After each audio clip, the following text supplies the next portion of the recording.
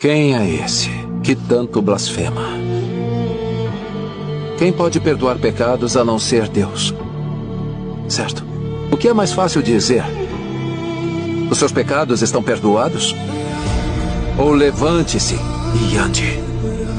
É muito fácil dizer qualquer coisa, não? Mas, para mostrar a vocês, e para que vocês saibam que o Filho do Homem tem na terra autoridade para perdoar pecados.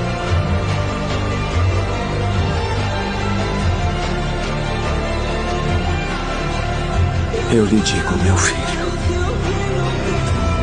levante-se. Pegue a sua maca e vá para casa.